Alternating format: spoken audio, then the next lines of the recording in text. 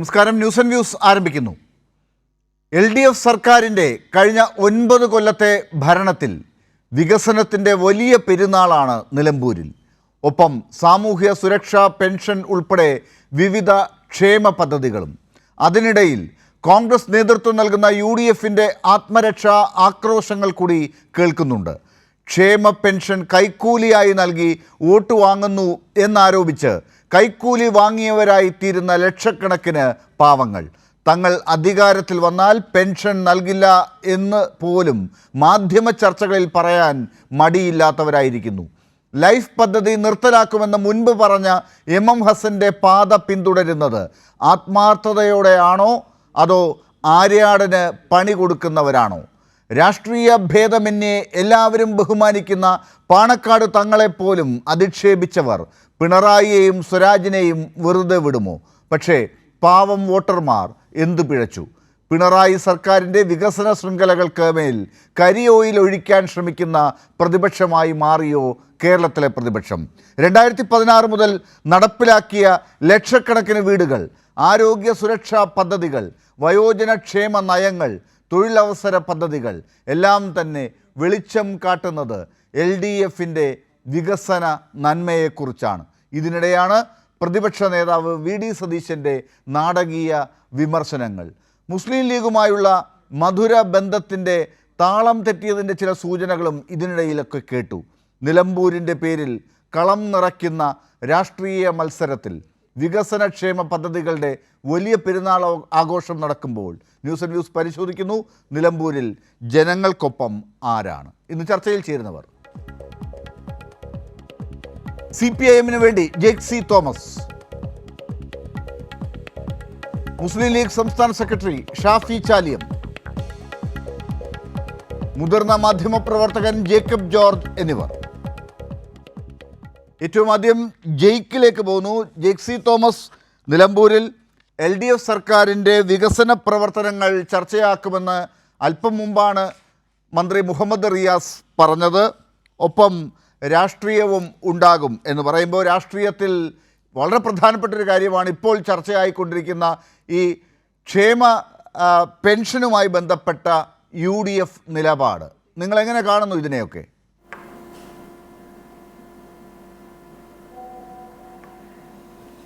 തീർച്ചയായിട്ടും ഒന്ന്, കേരളത്തിലെ ഇടതുപക്ഷ രാഷ്ട്രീയത്തിൻ്റെ ഏറ്റവും സമുജ്വലമായ മുഖമായ സഖാവ് M സ്വരാജ് നിലമ്പൂർ നിയോജക മണ്ഡലത്തിൽ ഇടതുപക്ഷ ജനാധിപത്യ മുന്നണിയുടെ സ്ഥാനാർത്ഥിയായി വന്നതോടുകൂടെ അർത്ഥസംഖ്യകൾക്കിടയില്ലാത്ത വണ്ണം കേരളത്തിലെ ഇടതുപക്ഷം സമഗ്രമായൊരു സന്ദേശം കേരളീയ രാഷ്ട്രീയ നവമണ്ഡലത്തിന് കൈമാറിയിട്ടുണ്ട്. ആ സന്ദേശം മറ്റൊന്നുമല്ല, കേരള നിയമസഭാ തെരഞ്ഞെടുപ്പിനും അതോടൊപ്പം തദ്ദേശ സ്വയംഭരണ സ്ഥാപന തെരഞ്ഞെടുപ്പുകൾക്കും ചെറിയ കാലയളവിന് മുമ്പ് നടത്തപ്പെടുന്ന കേരളത്തിൻ്റെ ഏറ്റവും ഒടുവിലത്തെ ഈ ഉപതെരഞ്ഞെടുപ്പ് ഏതളവിലും ഏതനുഭവത്തിലും കഴിഞ്ഞ 9 വർഷക്കാലയളവിൽ കേരളം നടന്നു തീർത്ത മാറ്റങ്ങളെ സംബന്ധിച്ച് ചർച്ച ചെയ്യണം.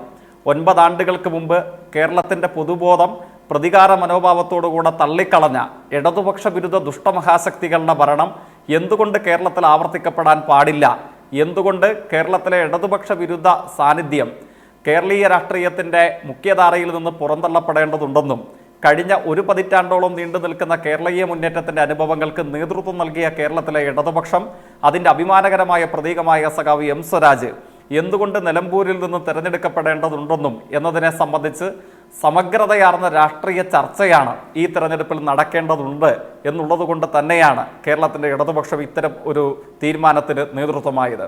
അതിൻ്റെ തുടർച്ചയിലാണ് ഈ നേട്ടങ്ങളെയാകെ നിലമ്പൂർ നിയോജക മണ്ഡലത്തിലെ 200-ലധികം വരുന്ന ബൂത്തുകളിലും പഞ്ചായത്തുകളിലും നഗരസഭകളിലും ആകെ കേരളീയ രാഷ്ട്രീയ തലസ്ഥാനം തന്നെ നിലമ്പൂർ ഉപതെരഞ്ഞെടുപ്പ് കേന്ദ്രീകരിച്ച് മാറ്റപ്പെടുന്നു എന്നുള്ളതുകൊണ്ട് ചർച്ച അതിൻ്റെ അടിത്തറയും മേൽക്കൂരയും അത്രയും കേരളത്തിൻ്റെ അഭിമാനകരമായ മാറ്റങ്ങളെ സംബന്ധിച്ചും നേട്ടങ്ങളെ സംബന്ധിച്ചും ഇന്ത്യൻ സാഹചര്യത്തിൽ കേരളം ഉയർത്തുന്ന ബദലിനെ സംബന്ധിച്ചുമാണ് എന്നുള്ളത് കൊണ്ടാണ് അടിതെറ്റിയ സംഘം എന്നതുപോലെ കേരളത്തിലെ UDF തെറ്റായ ജൽപ്പനങ്ങളിലേക്ക് നടന്നു നീങ്ങുന്നത് എന്ന് നമുക്ക് കാണാൻ വേണ്ടി കഴിയും. അഖിലേന്ത്യാ കോൺഗ്രസിൻ്റെ മുഖമായി കേരളത്തിൽ നിന്ന് പോയിട്ടുള്ള കേരളത്തിലെ ആലപ്പുഴയിൽ നിന്നുള്ള പാർലമെൻറ്റ് മെമ്പർ അതുകൊണ്ടാണ് സാമൂഹ്യക്ഷേമ പെൻഷൻ, അതായത് ഏത് കോൺഗ്രസ് ഗവൺമെൻറ്റുകളുടെയും UDF സർക്കാരുകളുടെയും കാലയളവിൽ തകർക്കാൻ ശ്രമിച്ചിട്ടുള്ള കേരളത്തിലെ നിസ്വവർഗത്തിൻ്റെ ജീവനോപാധിയുടെ പ്രതീകമായ കേരളത്തിൽ UDF തകർക്കാൻ ശ്രമിക്കുകയും ഇടതുപക്ഷം അധികാരത്തിൽ വന്നപ്പോഴൊക്കെ തളിരിട്ട് പന്തലിക്കുകയും ചെയ്തിട്ടുള്ള കേരളത്തിൻ്റെ സാമൂഹ്യക്ഷേമ പദ്ധതികളെ കൈക്കൂലി വാങ്ങുന്നതിനോടാണ് കോൺഗ്രസിൻ്റെ സമുന്നത നേതാവ്, ഇന്ത്യൻ മുഖമെന്ന് കേരളത്തിലെ കോൺഗ്രസ്സുകാർ അവകാശപ്പെടുന്നയാൾ അതിനെ വിശേഷിപ്പിച്ചത്. അതോടൊപ്പം നമ്മുടെ എല്ലാവരുടെയും ഓർമ്മയിലുണ്ട്, നിലമ്പൂരിനോട് ചേർന്ന് കിടക്കുന്ന കിലോമീറ്ററുകൾ കണക്കിന് ദൂരമില്ലാത്തൊരു സ്ഥലമാണ് കോഴിക്കോട് മാങ്ങാട്ടുപറമ്പ്.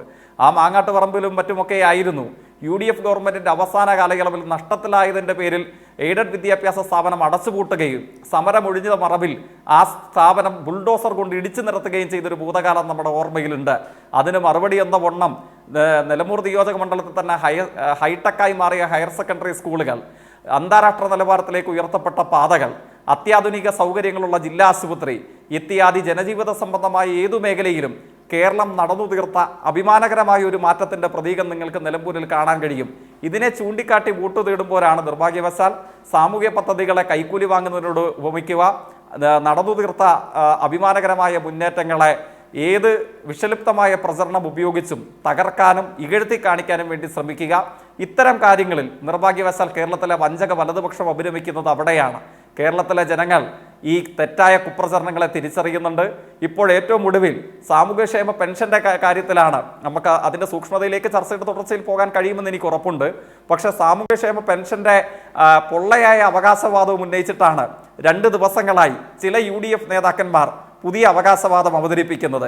ഏത് അഭിമാനകരമായ പദ്ധതി കേരളത്തിലെ LDF ഗവൺമെൻറ്റിൻ്റെ കാലയളവിൽ പൂർത്തീകരിക്കപ്പെടുമ്പോഴും അതിൻ്റെ കല്ലിട്ടത് ഞങ്ങളുടെ നേതാവാണ് എന്നുള്ളത് കേരളത്തിൽ തന്നെ ഇപ്പോൾ പരിഹാസ്യമായ ഒരു വാചകമായി മാറിയിട്ടുണ്ട്.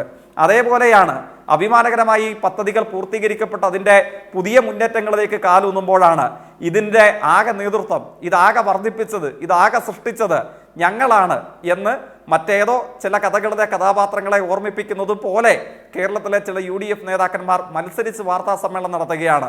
ഇന്നും ഇന്നലെയുമായി കേരളത്തിൻ്റെ ഇടതുപക്ഷ രാഷ്ട്രീയധാരയുടെ മുഖമായി പരിലസിക്കുന്ന എത്രയോ ആളുകൾ, മുൻ ധനകാര്യമന്ത്രി സഖാവ് TM തോമസ് ഐസക് ഉൾപ്പെടെയുള്ള എത്രയോ ആളുകൾ രേഖകൾ വെച്ച്, നിയമസഭാ രേഖകളും സർക്കാർ ഉത്തരവുകളും അതിൻ്റെ ഡേറ്റും അതിൻ്റെ തീയതിയും അടക്കം വെച്ച് കേരളത്തിൽ LDF ഗവൺമെൻറ് അധികാരത്തിൽ വന്ന സമയത്ത് 1.5 വർഷക്കാലം കുടിശ്ശികയാക്കി വെച്ച് തകർത്ത് കളഞ്ഞ കേരളത്തിലെ 26 ലക്ഷത്തിലധികം വരുന്ന സാമൂഹ്യക്ഷേമ പെൻഷന്റെ ഗുണഭോക്താക്കളോട് UDF സ്വീകരിച്ച സമീപനവും അതിനുശേഷം 2016 ആണ്ട് ഓഗസ്റ്റ് മാസം കേരളത്തിൽ ഇടതുമുന്നണി ഗവൺമെന്റ് അധികാരത്തിൽ വന്നതിനെ തുടർന്ന് 2016 ആണ്ടിലെ ഓഗസ്റ്റ് സെപ്റ്റംബർ മാസങ്ങൾ ഉൾപ്പെടെ 15,000 രൂപ വരെ ഉണ്ടായിരുന്ന സാമൂഹ്യക്ഷേമ പെൻഷന്റെ കുടിശ്ശിക തീർത്ത് നൽകുവാനുള്ള പ്രത്യേക സർക്കാർ ഉത്തരവ് വരെ രേഖകളുടെ കണക്കിൽ സർക്കാർ ഉത്തരവിന്റെ അംഗസംഖ്യയും ക്രമനമ്പരും വെച്ച് കേരളത്തിന്റെ പൊതുമധ്യത്തിന് മുമ്പിൽ പ്രതിപാദിച്ചിട്ട് പിന്നെ നമ്മൾ ആരും ചില പ്രത്യേക കഥകളിലെ കഥാപാത്രങ്ങളെ അനുസ്മരിപ്പിക്കുന്ന ആ UDF നേതാക്കന്മാരെ ആരെയും പിന്നെ ഇതേവരെ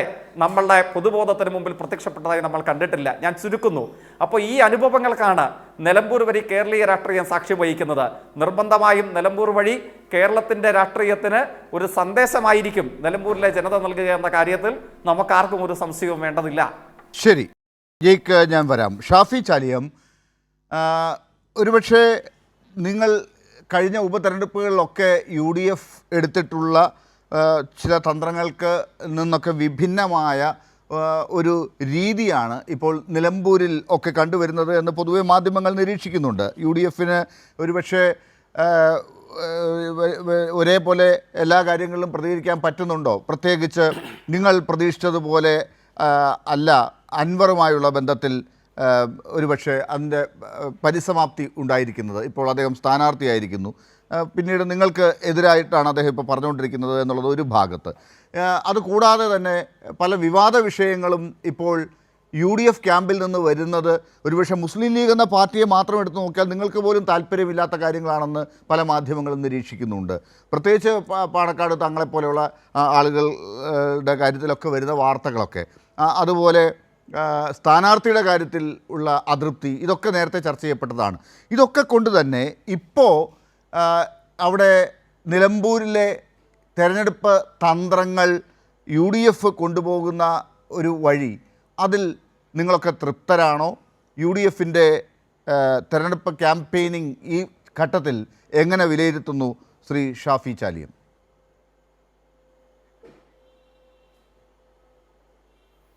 അല്ല, UDF എന്ന് പറഞ്ഞാൽ ഞങ്ങൾ അടങ്ങുന്നതാണ്. അപ്പോൾ യു ഡി എഫിൻ്റെ നിലമ്പൂരിലെ തന്ത്രങ്ങളോട് നിങ്ങൾക്ക് യോജിപ്പുണ്ടോന്ന് എന്ത് ചോദ്യമാണ് ഡോക്ടർ ലാൽ ഇത്? നിങ്ങളെ ഈ ഇതിൽ എവിടെയാണ് എന്താണ് ഞാൻ ഉത്തരം പറയേണ്ട എന്ത് ക്വസ്റ്റ്യനാണുള്ളത്? പാണക്കാട് തങ്ങളായിട്ടുള്ളത് ചർച്ച ആയതാണ്. എന്ത് ചർച്ചയായി? സ്ഥാനാർത്ഥിയോടുള്ള അതിർത്തി നമുക്ക് നേരത്തെ അറിയാവുന്നതാണ്. നിങ്ങൾക്കറിയായിരിക്കും, ഞങ്ങൾക്കെന്ത്? കോൺഗ്രസ് പാർട്ടി അതിൻ്റെ സ്ഥാനാർത്ഥിയെ തരും. ആ സ്ഥാനാർത്ഥി തന്നാൽ അതിനെ ജയിപ്പിക്കുക എന്നതാണ് ഞങ്ങളെ മുന്നണിയിലെ മര്യാദ. നിങ്ങളും അത് ചെയ്തിട്ടില്ലേ? നിങ്ങൾ കള്ളൻ കള്ളൻ കള്ളൻ എന്നൊക്കെ വിളിച്ച് പിന്നെ കായംകുളം കൊച്ചുണ്ണിയൻ എന്നൊക്കെ പറഞ്ഞ് പാലാ അങ്ങാടിയിൽ കെ എം മാണിക്കെതിരെ എന്തെല്ലാം നടത്തി? അതേ നിങ്ങൾ കെ എം മാണീൻ്റെ പാർട്ടി നിങ്ങളെ ജോസ് കെ മാണി നിങ്ങളെ കൂടെ വന്നപ്പോൾ നിങ്ങളെന്താ ചെയ്ത്? നിങ്ങൾ ജോസ് കെ മാണിനെ തലയിലേറ്റി നിങ്ങളും കൊണ്ടുനടന്നില്ലേ? ഇതേ ചോദ്യം അന്ന് ചോദിച്ചിട്ട് വല്ല കാര്യമുണ്ടോ? നിലമ്പൂരിനെ സംബന്ധിച്ചിടത്തോളം നിലമ്പൂരിനെ സംബന്ധിച്ചിടത്തോളം അൻവർ വഴിയാണ് അതൊരു ഇടതുപക്ഷ നിയോജക മണ്ഡലമായി മാറിയത് 2 തവണ. ആ അൻവർ ഇടതുപക്ഷത്തിനെതിരെ അതിഗുരുതരമായ ആരോപണം ഉന്നയിച്ച് കേരളത്തെ പിടിച്ചു കുലുക്കിയൊരു മനുഷ്യരാണ്. അദ്ദേഹമാണ് ഒരു ഭാഗത്തുള്ളത്. അദ്ദേഹം ഇന്ന് ഇടതുപക്ഷത്തോടൊപ്പം ഇല്ല. അദ്ദേഹം അവിടെ മത്സരിക്കുന്നു. യു ഡി എഫിനോട് അദ്ദേഹം സഹകരിക്കുമെന്ന് പ്രതീക്ഷിച്ചിരുന്നു. പക്ഷേ യു ഡി എഫുമായി അദ്ദേഹം സഹകരിക്കുന്നില്ല. അതിന് കാര്യകാരണങ്ങൾ എല്ലാവർക്കും അറിയുന്നതാണ്. യു ഡി എഫ് സഹകരിക്കുന്നുണ്ടോ? യു ഡി എഫിൻ്റെ അംഗീകരിക്കുന്നില്ല. യു ഡി എഫിൻ്റെ സ്ഥാനാർത്ഥി അല്ല, യു ഡി എഫ് ഇടതുപക്ഷത്തിനെതിരെ വരുന്ന എല്ലാവരെയും കൂട്ടി ബി ജെ പി ഒഴികെയുള്ള എല്ലാവരെയും കൂട്ടണം എന്ന് തന്നെയായിരുന്നു യു ഡി എഫിൻ്റെ ലൈൻ. ആ നിലക്ക് ഞങ്ങൾക്ക് വേദിയിൽ ഞങ്ങളെ നിയോജകമണ്ഡലം നിലമ്പൂർ നിയോജകമണ്ഡലം മുസ്ലിം ലീഗിൻ്റെ തെരഞ്ഞെടുപ്പ് മുന്നൊരുക്ക കൺവെൻഷൻ ഉണ്ടായിരുന്നു. അതിൽ അതിഥിയായി നമ്മൾ അൻവറിനെ വിളിച്ചിട്ടുണ്ട്. അൻവർ നമ്മളോടൊപ്പം വന്ന് അദ്ദേഹം നമ്മളെ വേദിയിലാണ് പറഞ്ഞത്, ഞാൻ ഉണ്ടാവും നിങ്ങളെ കൂടെ. യു ഡി എഫിൻ്റെ ഏത് സ്ഥാനാർത്ഥിയാണെങ്കിലും ആ സ്ഥാനാർത്ഥിയെ വിജയിപ്പിക്കാൻ ഞാനുണ്ടാവും മുന്നിൽ എന്നാണ് പറഞ്ഞത്. പക്ഷേ യു ഡി എഫിൻ്റെ സ്ഥാനാർത്ഥിയെ അംഗീകരിക്കാൻ അദ്ദേഹം കൂട്ടാക്കത്തില്ല. അതുകൊണ്ട് തന്നെ യു ഡി എഫിൻ്റെ സ്ഥാനാർത്ഥിയെ അംഗീകരിക്കാൻ താല്പര്യമില്ലാത്ത ഒരു വ്യക്തിയെ, ആ വ്യക്തി നയിക്കുന്ന പാർട്ടിയെ യു ഡി എഫ് മുന്നണിയിലേക്ക് എടുക്കാനും സാധിക്കില്ല. അതാണ് ആ കാര്യത്തിലുണ്ടായത്. അപ്പോൾ അൻവർ സ്വതന്ത്രനായി അവിടെ മത്സരിക്കുന്നു. CPM അവിടെ സ്വരാജിനെ സ്ഥാനാർത്ഥിയാക്കിയിട്ടുണ്ട്. CPM അവിടെയുള്ള വോട്ട് എത്രയാണെന്ന് എല്ലാവർക്കും അറിയാം. അത്ര ലളിതമാണ് കാര്യങ്ങളെന്നാണ് ഷാഫി ചാലിയം വിലയിരുത്തുന്നത്. അൻവർ അങ്ങനെ അവിടെ നിന്ന് പോകുന്നുണ്ട്. വലിയ വിഷമമൊന്നും നിങ്ങൾക്ക് അദ്ദേഹമായിട്ടില്ല. വേണമെങ്കിൽ എപ്പോൾ വേണമെങ്കിലും സംസാരിക്കാം, വാതിലുകൾ കൊട്ടിയടച്ചു എന്നൊക്കെ പറയുന്നത് വെറുതെയാണ് എന്ന് തന്നെ നമുക്ക് വിലയിരുത്തിക്കൂടെ? തെരഞ്ഞെടുപ്പാണല്ലോ. അങ്ങനെയല്ലല്ലോ വിലയിരുത്തേണ്ടത്. അത് നിങ്ങളെ വിലയിരുത്തിയാണ്. ഞാൻ അങ്ങനെ വിലയിരുത്തില്ലല്ലോ. ഞാൻ അത്ര മണ്ടനല്ലല്ലോ. അതെങ്ങനെ യു ഡി എഫ് എന്ന സംവിധാനത്തിലേക്ക് ഇപ്പോഴത്തെ കാലാവസ്ഥയിൽ അൻവറിന് വരാൻ സാധിക്കില്ല. കാരണം യു ഡി എഫിൻ്റെ സ്ഥാനാർത്ഥി, ആ സ്ഥാനാർത്ഥിയെ താൻ അംഗീകരിക്കുന്നില്ല എന്ന് പറയുകയും സ്ഥാനാർത്ഥിയെക്കുറിച്ച് വളരെ മോശമായ ആക്ഷേപം ചൊരിയുകയും ചെയ്തു കഴിഞ്ഞാൽ പിന്നെ അയാൾക്ക് യു ഡി എഫിലേക്ക് വരാൻ കഴിയുമോ? പിന്നെ അദ്ദേഹം എവിടുന്നാണ് വോട്ട് പിടിക്കുന്നത്? അവിടെയാണ് പ്രശ്നം. അതിന് അദ്ദേഹത്തിൻ്റെ ട്രാക്ക് പരിശോധിക്കണം. അദ്ദേഹത്തിന്റെ ഏറ്റവും കൂടുതൽ എതിർപ്പുള്ളത് നിങ്ങളുടെ പക്ഷത്തോടാണ്. നിങ്ങളോടാണ് അദ്ദേഹം ഇപ്പോൾ സംസാരിച്ചുകൊണ്ടിരിക്കുന്നത്. അതായത് അദ്ദേഹത്തിന് വനം വകുപ്പ് വേണം, ആഭ്യന്തര വകുപ്പ് വേണം, അതല്ലെങ്കിൽ അതൊക്കെ വേണ്ടാന്ന് വെക്കാം, VD സതീശനെ മാറ്റിയാൽ മതി. ഇതാണ് അദ്ദേഹത്തിൻ്റെ ഏറ്റവും ഒടുവിലത്തെ വാദം, ആവശ്യം. അദ്ദേഹം പറയുന്ന എല്ലാ കാര്യങ്ങൾക്കും മറുപടി പറയേണ്ട ബാധ്യത യു ഡി എഫിനോ മുസ്ലിം ലീഗിനോ എനിക്കോ ഇല്ല. പറയേണ്ടതുണ്ടെങ്കിൽ മറുപടി പറയും. പലതും അവഗണിക്കാറാണ് പതിവ്. ഒറ്റയ്ക്ക് യു ഡി എഫിൽ ഇല്ലാത്തൊരു മനുഷ്യൻ പറയുന്നു 2026 യു ഡി എഫ് അധികാരത്തിൽ എത്തിക്കഴിഞ്ഞാൽ എനിക്ക് ആഭ്യന്തരം തരണം. ആദ്യം ഇയാൾ യു ഡി എഫിൽ എത്തണ്ടേ? എത്താനുള്ളൊരു വഴിയും കാണുന്നില്ലല്ലോ. യു ഡി എഫിൻ്റെ അകത്ത് എത്താനുള്ള വല്ല വർത്താനം അദ്ദേഹം പറയുന്നുണ്ടോ? ഇല്ല. അപ്പോൾ സ്വാഭാവികമായിട്ടും അൻവറിൻ്റെ ഇമേജ് എന്നാണ് എന്താണ് അക്കാര്യത്തിൽ ഷാഫി ചാലിയം പറഞ്ഞത് വളരെ ശരിയാണ്. ആദ്യം അതേ യു ഡി എഫിൽ എത്തണം, രണ്ടാമത് യു ഡി എഫിന് അധികാരം കിട്ടണം, ഇതൊക്കെ കഴിഞ്ഞാലാണ് ആ കാര്യങ്ങളിലേക്ക് വരിക. ഞാൻ ഇതൊക്കെ ചോദിക്കുന്നതിന് കാരണം എന്താണെന്നറിയോ ഷാഫി ചാലിയം? ഇതല്ലല്ലോ നമ്മുടെ വിഷയം. പക്ഷെ ഞാൻ ചോദിക്കുന്നത്, ഈ യു ഡി എഫ് ക്യാമ്പിൽ നിന്ന് വരുന്ന പ്രതികരണങ്ങളൊക്കെ നോക്കൂ. അത് ആര്യാടൻ ഷൗക്കത്ത് എന്ന കോൺഗ്രസ് സ്ഥാനാർത്ഥിക്ക് ഗുണകരമായ രീതിയിൽ അവിടെ ഉപയോഗപ്പെടുത്താൻ പറ്റുന്നതാണോ? ഇപ്പോൾ ഇവിടെ നേരത്തെ ജയ്ക്ക് ചൂണ്ടിക്കാട്ടിയ കാര്യം KC വേണുഗോപാൽ MP യെക്കുറിച്ചാണ്, ആലപ്പുഴയിൽ നിന്നുള്ള ലോക്സഭാംഗം എന്ന് പറഞ്ഞത്. അദ്ദേഹം ഈ ക്ഷേമ പെൻഷൻകാരെക്കുറിച്ച് പറഞ്ഞത് ഇന്നും അവിടെ മാധ്യമ ചർച്ചകളിൽ, ഞങ്ങളുടെ ചർച്ചകളിൽ മാത്രമല്ല കേട്ടോ, പല ചർച്ചകളിലും ആളുകൾ വന്നിട്ട് പറയുകയാണ്, എന്തൊരു കഷ്ടമാണ്, ഞങ്ങളെ കൈക്കൂലിക്കാരായി കാണുന്നു, അതിതുവരെ തിരുത്തിയിട്ടില്ല. ഈ ക്ഷേമ പെൻഷൻ വാങ്ങിക്കുന്നവരെ വോട്ടിന് വേണ്ടി LDF ഉപയോഗപ്പെടുത്തുകയാണ്, കൈക്കൂലിക്കാരാണ് എന്നൊക്കെ പറയുന്നത്. അപ്പോൾ ഇങ്ങനെയുള്ള വിവാദങ്ങൾ ഉണ്ടാക്കുന്നതൊക്കെ നിങ്ങൾക്ക് ഇങ്ങനെ മറുപടി പറഞ്ഞുകൊണ്ടിരിക്കാൻ പറ്റുന്ന ഒരു സാഹചര്യം മാത്രം ഉണ്ടാക്കുന്നത് ശ്രദ്ധയിൽപ്പെടുന്നുണ്ടോ മുസ്ലിം ലീഗിൻ്റെ?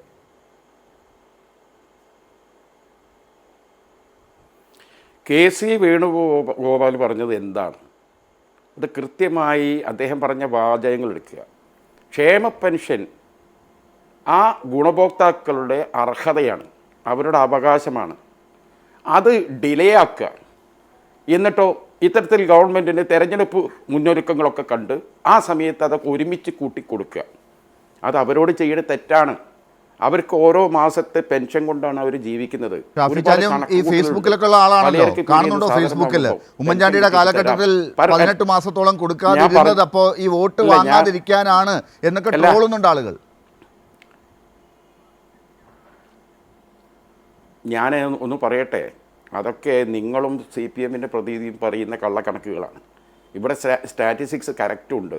ക്ഷേമ പെൻഷനെക്കുറിച്ച് ഗവൺമെൻറ് വെബ്സൈറ്റിൽ തന്നെ പോയി വളരെ കൃത്യമായി നോക്കിയാൽ എല്ലാം മനസ്സിലാവും. ഇവിടെ ഞാൻ പറഞ്ഞു വരുന്നത് എന്താണെന്ന് ആദ്യങ്ങൾ മനസ്സിലാക്കി.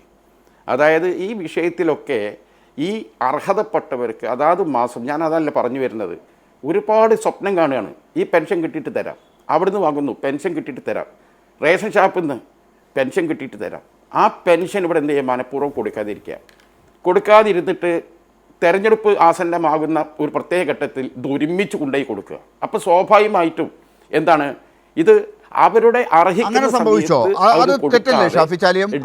സംഭവിച്ചത് എന്നിട്ടോ ആവശ്യം വരുമ്പോൾ കൊടുക്കുക.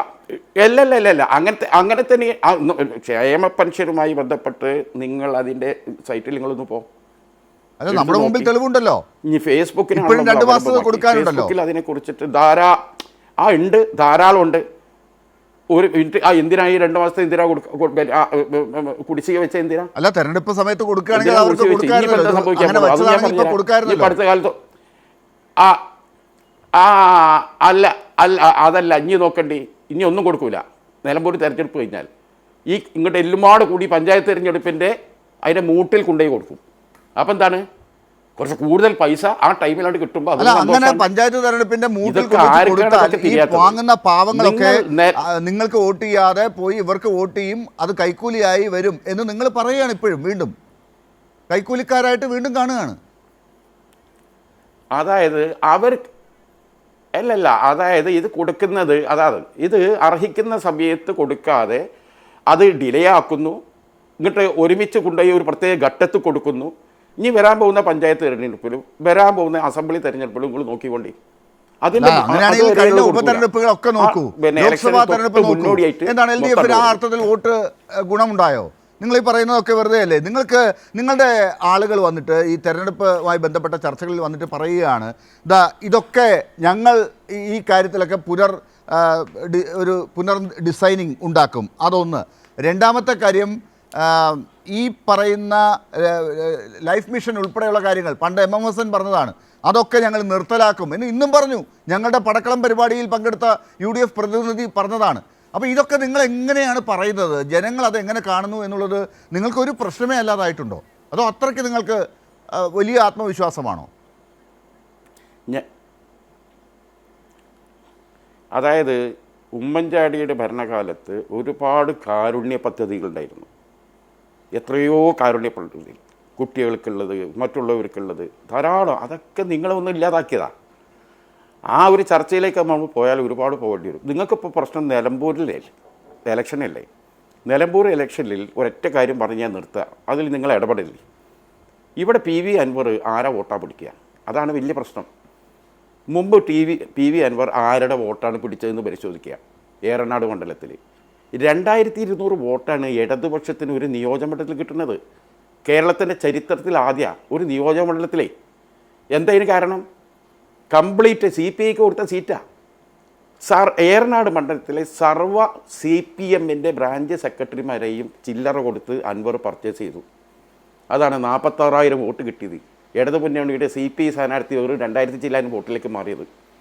അൻവറിനറിയാം CPM-ന്റെ ബ്രാഞ്ച് സെക്രട്ടറിമാരെ എങ്ങനെ വശത്താക്കണം എന്നത്. അത് അൻവറിന് അത് ആ മാത്രമല്ല, പ്രതീക്ഷയാണ് അൻവർ അവിടെ ഇരിക്കുന്നത്. നിങ്ങളുടെ സ്ഥാനാർത്ഥി അൻവറിന് ആര്യാടൻ UDF ൽ ഒരു വോട്ട് ഷൗക്കത്ത് പിടിക്കാനില്ല. വിജയിക്കില്ല എന്ന് അദ്ദേഹം ഇപ്പൊ പറയുന്നുണ്ട്. ആ, അദ്ദേഹത്തിന് ഒറ്റ കാര്യം കൂടി ആരെയൊക്കെ പറഞ്ഞുതരാം. പിടിക്കണം എന്നറിയാം. ഞാൻ വരാം ഷാഫി ചാലിയം, അല്ല, അതിലേക്ക് നമുക്ക് വരാം, അതിലേക്ക് വരാം. ഞാൻ ഒരു മിനിറ്റ് അതെ അതെ താങ്കളുമായി അല്ല ഒറ്റ കാര്യം പറഞ്ഞു നിർത്താം.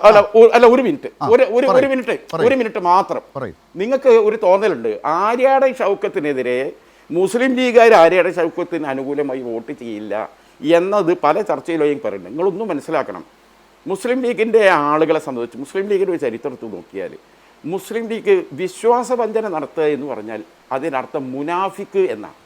അറബിയിൽ അതാണ് പറയുക. വ്യഭിചാരം നടത്തിയവനും കൊലപാതകം ചെയ്തതിനും പോലും മാപ്പുണ്ട്, മുനാഫിക്കിന് മാപ്പില്ല. വിശ്വാസവഞ്ചന നടത്തിയാൽ അള്ളാഹുവെങ്കിൽ മതപരമായി കുറ്റമാണെന്ന് വിശ്വസിക്കുന്ന ഒരു ജനതയെ ഞങ്ങളുടെ പാർട്ടിയിലുള്ളത്. അത് മനസ്സിലാക്കണം. തീർച്ചയായും ആര്യാടൻ ഷൗക്കത്തിനോട് താല്പര്യമില്ലെങ്കിൽ ചിലപ്പോൾ അവൻ വോട്ട് ചെയ്യാൻ വരില്ല, ചിലപ്പോൾ വരില്ലായിരിക്കും. പക്ഷേ വരികയാണെങ്കിൽ ആര്യാടനെ ചെയ്യൂ. അതാണ് ലീഗ്.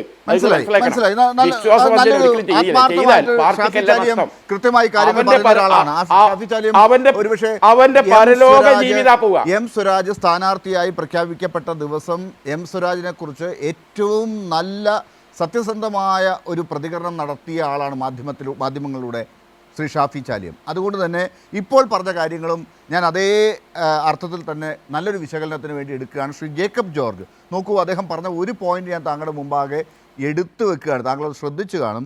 മുസ്ലിം ലീഗിൻ്റെ അണികൾ ഇനി ആര്യാടൻ ഷൗക്കത്തിനോട് എന്തെങ്കിലും പ്രശ്നമുണ്ടെങ്കിൽ അവർ വോട്ട് ചെയ്യാൻ വരാതിരിക്കും. വന്നിട്ട് വേറൊരാൾക്കും വോട്ട് ചെയ്ത് പോവും എന്ന് കരുതേണ്ടതില്ല, ചിലപ്പോൾ വരാതിരുന്നേക്കും എന്ന് അദ്ദേഹം പറഞ്ഞു വെച്ചിട്ടുണ്ട്. തൽക്കാലം അതവിടെ നിൽക്കട്ടെ. നോക്കൂ, മുസ്ലിം ലീഗിന് എന്തൊക്കെ കാര്യങ്ങൾ അതൃപ്തി ഉണ്ടായി എന്നുള്ളത് നമ്മൾ കണ്ടതാണ്. വി ഡി സതീശൻ്റെ ചില പ്രതികരണങ്ങളോടൊക്കെ മുസ്ലിം ലീഗ് UDF ചർച്ചകളിൽ എടുത്ത കാര്യങ്ങളൊക്കെ പുറത്തേക്ക് വന്നതാണ്. അൻവറിൻ്റെ വിഷയത്തിലൊക്കെ ഇപ്പോൾ ഈ കൈക്കൂലിക്കാരായി ക്ഷേമ പെൻഷൻകാരെ കാണുന്ന കാര്യത്തിൽ മലപ്പുറത്തൊക്കെ നിലമ്പൂരിലൊക്കെ ഉണ്ടാകുന്ന പ്രതികരണങ്ങളിലൊക്കെ മുസ്ലിം ലീഗ് അസ്വസ്ഥരാണെന്ന് മാധ്യമങ്ങൾ കാണുന്നുണ്ട്. അത് എങ്ങനെയാണ് കാണേണ്ടതെന്നുള്ളത് അദ്ദേഹം ഇപ്പോൾ വിശദീകരിച്ചിട്ടില്ല. അത് ഒരു ഭാഗത്ത്. ഇതൊക്കെ അവിടെ നിൽക്കുമ്പോഴാണ് ഇപ്പോൾ ഈ കാര്യത്തിൽ വലിയ ആത്മാർത്ഥതയോടുകൂടി മുസ്ലിം ലീഗ് മുന്നിട്ടിറങ്ങി വോട്ട് ചെയ്യാൻ പോകും. അറബി വാക്കുകളൊക്കെ അദ്ദേഹം ഇപ്പോൾ ഇവിടെ ഉപയോഗിച്ചു. അവിടെ ഒരു കാര്യം കൂടിയുണ്ട്. ഞാൻ ഒരു കാര്യം കൂടി ശ്രീ ജേക്കബ് ജോർജിൻ്റെ ശ്രദ്ധയിൽപ്പെടുത്തുകയാണ്. മാധ്യമങ്ങളിലെ ചർച്ചയ്ക്ക് ഇപ്പോൾ നിലമ്പൂരിൽ ആളുകളെ വിടുന്നത് കോൺഗ്രസിൻ്റെ മീഡിയ സെല്ലാണ്, ദീപ്തി ഒക്കെയാണ് ആളുകളെ വിടുന്നതെന്നുള്ളത് നമുക്കൊക്കെ അറിയാം. അവരത് UDFൻ്റെ ഒരു ടീമാക്കി മാറ്റിയിട്ടുണ്ട്. മുസ്ലിം ലീഗിനെയാണ് ഇപ്പോൾ മുമ്പിൽ നിർത്തുന്നത്. മുസ്ലിം ലീഗിലെ പ്രധാനപ്പെട്ട ആളുകളെ ചാനലുകൾക്ക് കൊടുത്തിട്ടാണ് ബാക്കി ആളുകളെയൊക്കെ അവരിപ്പോൾ നോക്കുന്നത്. കാരണം മുസ്ലിം ലീഗിനെ മുൻനിർത്തി തന്നെയാണ്. മുസ്ലിം ലീഗ് മറുപടി പറയട്ടെ. മുസ്ലിം ലീഗിൻ്റെ ഒരു അഭിമാന പോരാട്ടമായി ഇതിനെ കൊണ്ടുവരാനുള്ള ശ്രമം കോൺഗ്രസ് ഇപ്പോൾ നടത്തുന്നുണ്ട്. എന്തൊക്കെയാണ് ഇതിനൊക്കെ കാരണങ്ങൾ ശ്രീ ജേക്കബ് ജോർജ്? ലാലേ, ഞാൻ നമ്മളെ നിയമസഭാ ഉപതെരഞ്ഞെടുപ്പിൻ്റെ ഒരു ചൂടും ചൂരൊന്നും നമുക്ക് നേരിട്ടറിയത്തില്ല. ഞാൻ തിരുവനന്തപുരത്തിരിക്കുന്ന ആളാണ്, ലാലും തിരുവനന്തപുരത്തിരിക്കുന്ന ആളാണ്. ഷാഫി ചാലിയൻ തെരഞ്ഞെടുപ്പ് രംഗത്ത് പ്രവർത്തിക്കുന്ന ആളായിരിക്കണം. ആണ് അദ്ദേഹം. കോഴിക്കോട്ട് മലപ്പുറം ആ ഭാഗത്തല്ലേ അദ്ദേഹത്തിൻ്റെ വീട്.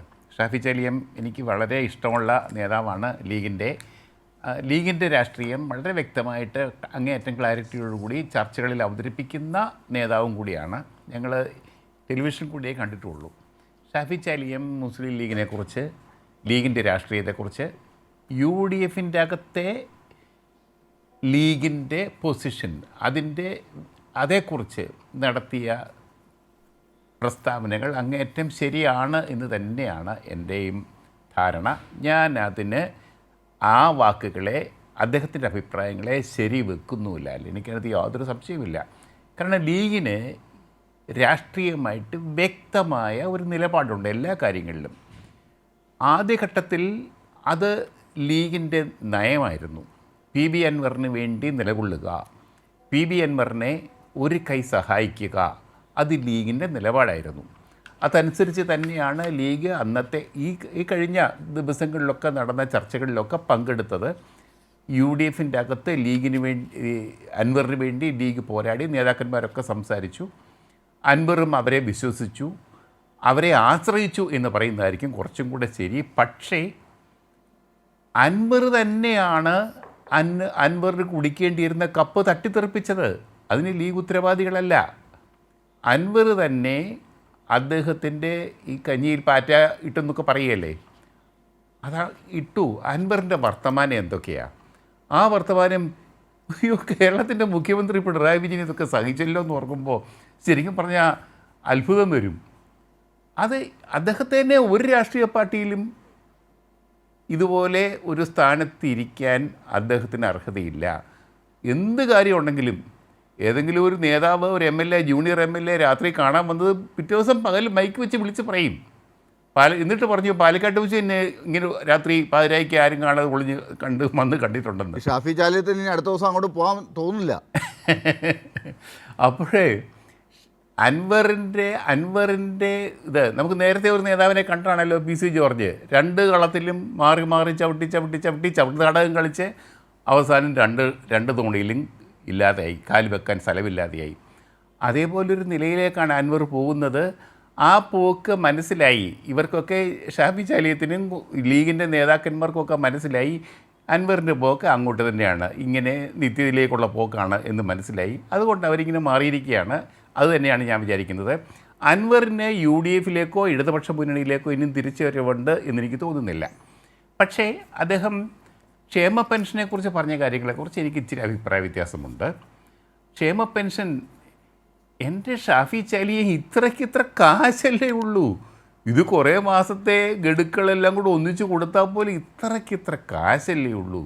കേരളത്തിലൊരു മലയാളിയുടെ ഒരു ശരാശരിയുമായിട്ട് തട്ടിച്ച് നോക്കുമ്പോൾ, വരുമാനവുമായിട്ട് തട്ടിച്ച് നോക്കുമ്പോൾ, ദിവസക്കൂലി എത്ര? കേരളത്തിലെ ഒരു 1000-1200 രൂപ കിട്ടുവേ.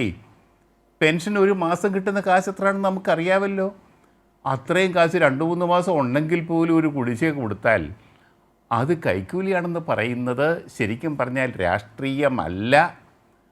അതല്പം ദയനീയമായി പോയി ആ പ്രസ്താവന എന്ന കാര്യത്തിൽ സംശയമില്ല. ഇപ്പോഴും അവിടുത്തെ പത്രങ്ങളിലും മാധ്യമങ്ങളിലും ടെലിവിഷൻ ചാനലുകളിലും ഒക്കെ വരുന്ന അഭിപ്രായങ്ങളുടെ ഒരാകത്തുക എടുത്താൽ ആ ഒരു പ്രസ്താവനയ്ക്ക്, ആ ഒരു നിലപാടിന് എതിരാണ് എന്ന് കാണാൻ. തീർച്ചയായിട്ടും അതിനോട് ഷാഫി ചാലിയൻ പറഞ്ഞ അഭിപ്രായമല്ല എൻ്റേത്. കാരണം സാധാരണ കേരളത്തിലെ മലയാളികളുടെ കൂട്ടത്തിലെ ഏറ്റവും അടിത്തട്ടിൽ കിടക്കുന്ന സാധാരണക്കാർ, പെൻഷൻകാർക്ക്, വേറെ ഒരു വരുമാനമില്ലാത്തവർക്ക് കിട്ടുന്ന ഒരു കുഞ്ഞു വരുമാനമാണ് ഈ പെൻഷൻ. അതിപ്പോൾ 2-3 മാസം കൊടുക്കാൻ കഴിഞ്ഞില്ലെങ്കിൽ പോലും ഇത്തിരി അരിയേഴ്സായിട്ട് കൊടുക്കുന്നത്, അത് തിരഞ്ഞെടുപ്പിന് കുറച്ച് ദിവസങ്ങൾക്ക് മുമ്പായി പോയി എന്നതുകൊണ്ടത് അതിനെ കുറ്റം ആരോപിക്കുന്നത് ശരിയല്ല എന്നത് തന്നെയാണ് എൻ്റെ അഭിപ്രായം. ശമ്പളവും പെൻഷനും ഒക്കെ അങ്ങനെ കാണേണ്ട കാര്യങ്ങളാണോ എന്നുള്ള ചർച്ചയും കൂടെ വരുന്നുണ്ട്. ജയ്ക്ക് ഇതാ ഇപ്പോൾ ഷാഫി ചാലിയൻ പറഞ്ഞ കാര്യങ്ങൾ കേട്ടല്ലോ. നിങ്ങൾക്ക് കുറച്ചുകൂടി കാര്യങ്ങൾ എളുപ്പമാകുന്നുണ്ടോ ഇവരുടെ ഈ പറച്ചിൽ?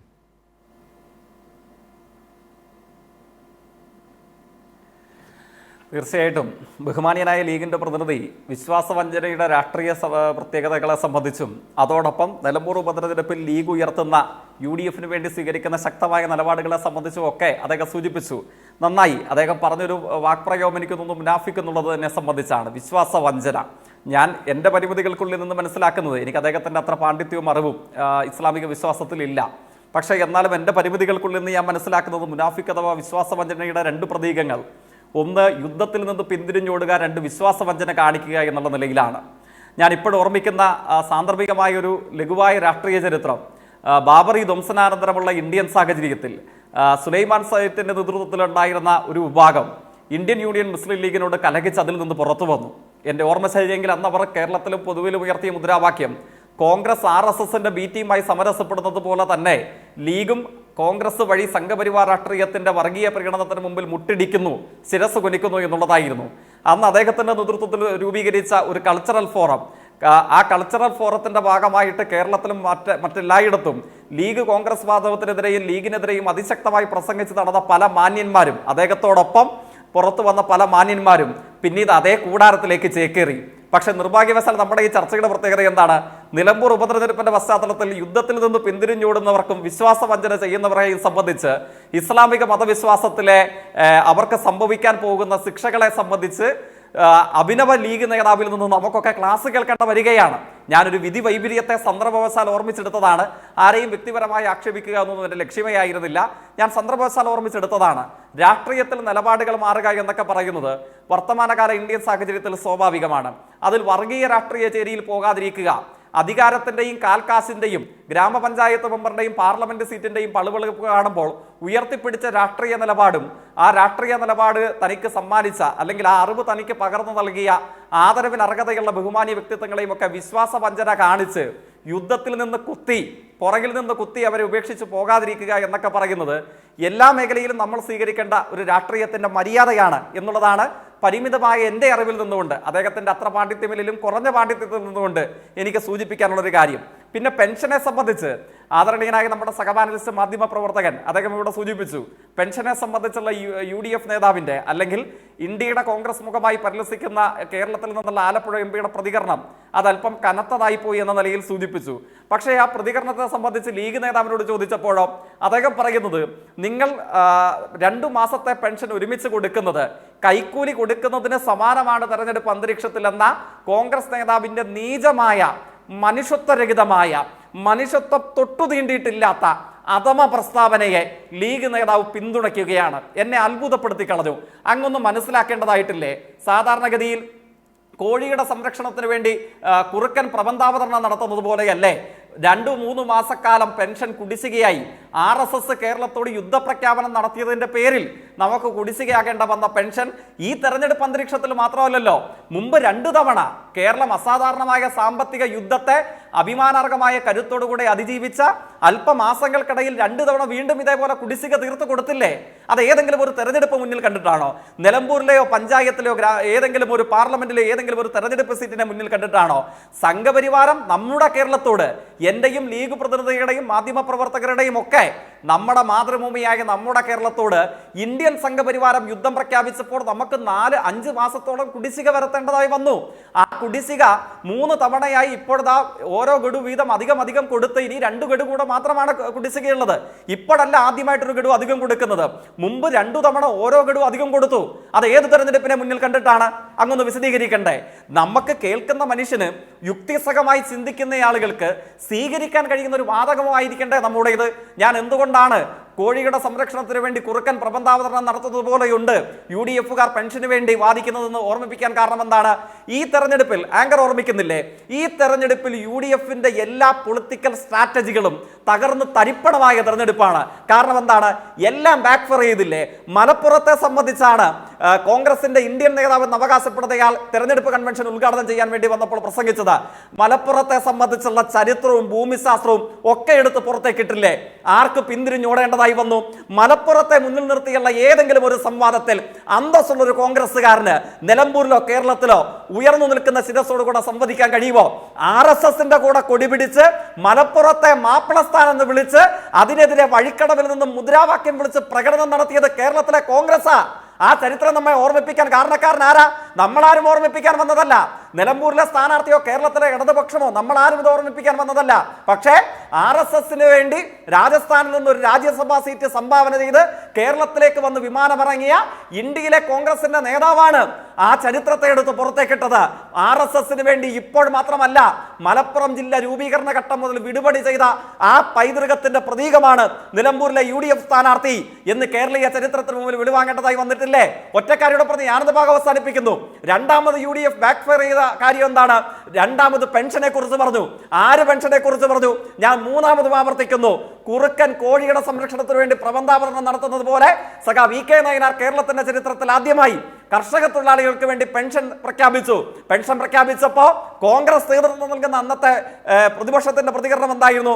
കർഷക തൊഴിലാളികൾക്ക്, പാവങ്ങൾക്ക് പെൻഷൻ സർക്കാർ ഖജനാവിൽ നിന്ന് കൊടുത്താൽ ചാരായ ഷാപ്പിൽ കൊണ്ട കള്ളു കുടിക്കാൻ ഉപയോഗിക്കും. കേരളത്തിലെ സർക്കാരിന്റെ പണം കള്ളു കുടിക്കാൻ ഉപയോഗിക്കുന്നതായി മാറ്റി തീർക്കുമെന്ന് പറഞ്ഞ അന്ന് പെൻഷനെ ആക്ഷേപിച്ചത് ആരാണ്? പാളെ കഞ്ഞി കുടിപ്പിക്കും, തമ്പ്രാൻ എന്ന് വിളിപ്പിക്കുമെന്ന് പറഞ്ഞ കേരളത്തിന്റെ സവർണ രാഷ്ട്രീയ ബോധത്തിന്റെ എല്ലാ വിഴുപ്പുകളെയും തലയിൽ ഏറ്റുവാങ്ങുന്ന ഇന്നത്തെ കോൺഗ്രസ് ആണ്. അതിന്റെ തികട്ടലാണ് നമ്മൾ കാണുന്നത്. നിലമ്പൂരിൽ കൺവെൻഷൻ ഉദ്ഘാടനം ചെയ്യാൻ വന്നപ്പോൾ 1600 രൂപ, ആദരണീയനായി ജേക്കബ് ജോർജ് പറഞ്ഞതുപോലെ ഒരു ശരാശരി മലയാളിക്ക് ഒരു ദിവസം കിട്ടുന്ന വരുമാനം 2 ഗഡുവായി ഒരുമിച്ച് കൊടുക്കുമ്പോൾ അത് കൈക്കൂലിയാണ് എന്ന് വിളിച്ചു പറയാനുള്ള തികട്ടൽ വന്നത് ആ കള്ളുഷാപ്പിൽ കൊണ്ട് ചെലവഴിക്കുമെന്ന് പറഞ്ഞ പഴയ കോൺഗ്രസ് ബോധം, പാളെ കഞ്ഞി കുടിപ്പിക്കും തമ്പ്രാൻ എന്ന് വിളിപ്പിക്കുമെന്ന് പറഞ്ഞ പഴയ സവർണ ബോധ്യം കടന്ന് തികട്ടുന്നത് കൊണ്ടാണ് ഈ പെൻഷൻ പറ്റുന്ന 62 ലക്ഷം പേരെ നോക്കി ഇങ്ങനെ അപഹസിക്കാൻ വന്നത്. ഒറ്റ കണക്കൂടെ പറയുന്നു, ഈ പെൻഷനെ നിങ്ങൾ അപഹസിച്ചു. ഏത് UDF മന്ത്രിസഭയുടെ കാലയളവിൽ പെൻഷൻ ഉയർത്തി? ഒരു അണാ പൈസ ഉയർത്തിയതായി നിങ്ങളുടെ ഓർമ്മയിലുണ്ടോ? ആദരണീയനായ AK ആന്റണി കേരളത്തിന്റെ മുഖ്യമന്ത്രിയായിരുന്നപ്പോൾ 28 മാസക്കാലം ഈ പെൻഷൻ നിങ്ങൾ കുടിശ്ശികയാക്കി. സഖാ VS അധികാരത്തിൽ വന്നപ്പോൾ ആ പെൻഷൻ 500 ആക്കി വർദ്ധിപ്പിച്ചു. നിങ്ങളുടെ കുടിശ്ശിക 28 മാസം അടക്കം സഖാവ് VSന്റെ കാലയളവിൽ ആ പെൻഷൻ കൊടുത്തു തീർത്തു. പിന്നീട് നിങ്ങൾ UDF മന്ത്രിസഭയുടെ കാലയളവിൽ ഇതേ നിലമ്പൂരിൽ നിന്ന് അവസാനത്തെ കോൺഗ്രസ് MLA ഉണ്ടായിരുന്ന 2011-16 കാലയളവിൽ 18 മാസക്കാലം നിങ്ങൾ കുടിശ്ശികയാക്കി. ആ 18 മാസക്കാലത്തിന്റെ കുടിശ്ശികയാക്കിയത് പരിഹരിച്ചത് എങ്ങനെയാണ്? അങ്ങ് രേഖകളെ സംബന്ധിച്ച് പറയുന്നു അല്ലേ? ഞാൻ രേഖ പറയാം, അങ്ങ് കൈയോട് കൂടെ എഴുതിയെടുത്തോ. ഗവൺമെന്റ് ഓർഡർ അതായിരുന്നല്ലോ യൂത്ത് കോൺഗ്രസിന്റെ മുൻ സംസ്ഥാന അധ്യക്ഷനും ഇപ്പോഴത്തെ മുൻ അധ്യക്ഷനും ഒക്കെ വന്നിരുന്ന വാർത്താ സമ്മേളനം നടത്തിയപ്പോൾ മാധ്യമങ്ങളോട് ചോദിച്ചത് എവിടെയാണ് ഹെഡ്, ഏതാണ് ഗവൺമെന്റ് ഓർഡർ? ഗവൺമെന്റ് ഓർഡർ എന്നാ പിടിച്ചോ. November 68/18/2016 finance department, date 18 August 2016. Finance department അന്നിറക്കിയ ആ ഉത്തരവിന്റെ പ്രത്യേകത എന്താണ്? സ്പെഷ്യൽ മെൻഷൻ ആണ് പറയുന്നത്. 15,000 രൂപ വരെ കേരളത്തിലെ സാമൂഹ്യക്ഷേമ പെൻഷൻ ഗുണഭോക്താക്കൾക്ക് കൊടുക്കാം. ഏത് മാസമാണ്? പിണറായി സർക്കാർ അധികാരത്തിൽ വന്നിട്ട് 2 മാസം എന്ന് വെച്ചാൽ 2016 ആഗസ്റ്റ് മാസത്തെ പെൻഷനും അതോടൊപ്പം വരാൻ പോകുന്ന ഓണം ആഘോഷിക്കുന്ന 2016 സെപ്റ്റംബർ മാസവും, ഈ 2 മാസത്തെ പെൻഷനും ബാക്കി മുഴുവൻ ഈ പെൻഷൻ കുടിശ്ശികയാക്കി വെച്ച UDF മന്ത്രിസഭയുടെ കാലയളവിലെ തുക അത് കൂട്ടി എന്ത് ചെയ്യണം? 15,000 രൂപ വരെ ഒരാൾക്ക് കൊടുക്കാൻ വേണ്ടി സർക്കാർ ഉത്തരവിട്ടു. ലീഗ് നേതാവെ ഒന്ന് പറ, ഈ സർക്കാർ രേഖ നുണയാണോ? ഈ 15,000 പറ്റിയതിൽ ലീഗുകാരും കോൺഗ്രസ്സുകാരും കമ്മ്യൂണിസ്റ്റുകാരും ഇതൊന്നുമല്ലാത്തവരും എത്ര പാവങ്ങൾ കേരളത്തിലുണ്ട്? അവർ വാങ്ങിയ 15,000 രൂപ നോക്കി പല്ലില്ലാതെ ചിരിക്കുന്ന വാർദ്ധക്യത്തിലെത്തിയ മനുഷ്യന്മാരുടെ ചിരി കാണുമ്പോൾ അത്രയും സന്തോഷം തനിക്ക് ഇതേവരെ വേറൊന്നും ലഭിച്ചിട്ടില്ല എന്ന് പ്രതികരണം നടത്തിയത് ഈ 9ാം വർഷവും കേരളത്തെ നയിക്കുന്ന മുഖ്യമന്ത്രി സഖാവ് പിണറായിയാണ്. ഇപ്പോഴും ഏതെങ്കിലും ഒരു മാധ്യമ പ്രവർത്തനം അദ്ദേഹത്തോട് ചോദിക്കട്ടെ, അദ്ദേഹത്തിന്റെ മുഖ്യമന്ത്രി പദത്തിലെ ഏറ്റവും സന്തോഷകരമായ അവസ്ഥ എന്തായിരുന്നു? അദ്ദേഹം ഇപ്പോഴും പറയും, എന്ത് പറയും? ഈ 15,000 രൂപ നിങ്ങൾ നരകിപ്പിച്ച പാവങ്ങൾക്ക് കേരളത്തിലെ ഇടതുപക്ഷം ഒരുമിച്ച് കൈകളിലേക്ക് കൊടുത്തപ്പോൾ കണ്ണീർ പറ്റിയ മുഖത്തോടുകൂടെ പല്ലില്ലാത്ത മുഖത്ത് നിന്ന് ചിരിച്ച 10,000 വരുന്ന കേരളത്തിലെ വാർദ്ധക്യത്തിലെത്തിയ മനുഷ്യന്മാരുടെ പുഞ്ചിരിയാണ് തന്റെ രാഷ്ട്രീയ ജീവിതത്തിലെ ഏറ്റവും സന്തോഷം പകർന്നതെന്ന് പറഞ്ഞത് ഈ കേരളത്തിന്റെ മുഖ്യമന്ത്രിയാണ്. ആ അനുഭവങ്ങളാണ് കേരളത്തിലെ പെൻഷൻ. നിങ്ങൾ പെൻഷനെ ചർച്ച ചെയ്യും, മലപ്പുറത്തെ ചർച്ച ചെയ്യും, എല്ലാം നിങ്ങളുടെ മുമ്പിലേക്കല്ലേ. നിങ്ങൾ നീട്ടി ഒരു വിരലിന് പകരം 4 നിങ്ങളുടെ ശരീരത്തിലേക്കല്ലേ നീണ്ടത്? അങ്ങനെ നിങ്ങൾ തകർന്ന് തരിപ്പണമായി നിൽക്കുകയാണ്. ആ നിങ്ങളാണ് ഇയാൾ ഞങ്ങളുടെ തലവേദനയല്ല എന്ന് പ്രഖ്യാപിച്ചിട്ട് രാമാനം തലയിൽ മുണ്ടുമിട്ട് അദ്ദേഹത്തിന്റെ വീട്ടിൽ പോയി കാണുന്നു, അദ്ദേഹത്തിന്റെ കാല് പിടിക്കുന്നു. എന്നിട്ട് ഇപ്പൊ വന്നിരുന്ന കണക്ക് പറയുകയാണ്, നിലമ്പൂരിൽ ഞങ്ങൾക്ക് എന്താണ് നഷ്ടം സംഭവിക്കാൻ പോകുന്നത്? ഈ മുൻ MLA പിടിക്കുന്ന വോട്ട് നിങ്ങളുടെ വോട്ടല്ലേ എന്ന്. അങ്ങനെ ഒരു കണക്കിന് സാധ്യതയുണ്ടോ? ലീഗ് നേതാവ് എന്ന് പറഞ്ഞാട്ടെ. അങ്ങനെയാണെങ്കിൽ ഞങ്ങളുടെ വോട്ട് പിടിക്കാൻ പോകുന്ന സ്ഥാനാർത്ഥിയുടെ വീട്ടിൽ രാമാനം തലയിൽ മുണ്ടിട്ട് നിങ്ങളുടെ MLA മാർ, മുതിർന്ന നേതാക്കന്മാർ ഇവരൊക്കെ എന്തിനു വേണ്ടിയിട്ടാണ് ക്യൂ നിന്നത്? അങ്ങൊന്ന് വിശദീകരിക്കാമോ? ഷാഫി ചാലിയം, ഓരോന്നോരോന്നായി നമുക്ക് പറയാം, ഞാൻ സമയവും തരുകയും ചെയ്യാം. പെൻഷൻ്റെ കാര്യത്തിൽ കോൺഗ്രസ് ഒക്കെ എടുക്കുന്ന നിലപാട് നിങ്ങൾക്കൊക്കെ ഒരു ബാധ്യതയല്ല എന്ന് പറഞ്ഞ് ഇപ്പോഴും ന്യായീകരിക്കുകയാണോ?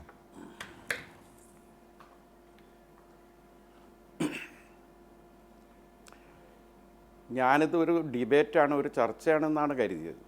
പക്ഷെ ഇതൊരു ചർച്ചയല്ല, ഇതൊരു പൊതുയോഗത്തിൻ്റെ പ്രസംഗമാണ്.